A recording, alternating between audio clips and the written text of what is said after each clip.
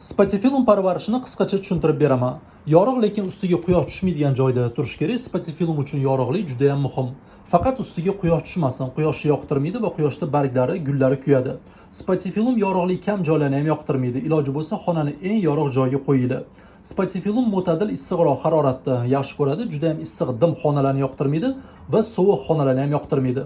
O'zimiz uchun ma'qul xona harorati Spatifilum uchun ham ma'qul. Shu +20, +25. Spatifilum suvni juda ham yaxshi ko'radi. Iloji bo'lsa tuprog'ini doim namroq ushlash kerak. Tuprog'ini juda quritib ham qo'yish mumkin emas. Tuprog'ini doim ho'l botqoq ushlash ham mumkin emas. Ozgincha namroq ushlasanglar zo'r bo'ladi.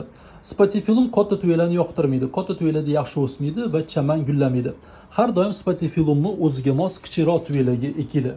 Spatifilum tuprog'i yengil, havoni yaxshi o'tkazadigan va namlikni yaxshi saqlaydigan bo'lishi kerak. Og'ir qotib qoladigan va juda ham tez quriydigan tuproqlar Spatifilumga bo'lmaydi. Do'stlar, keyingi videoda oziqalar haqida qisqacha gaplashamiz. Bizani yo'qotib qo'ymaslik uchun kanalga obuna bo'linglar.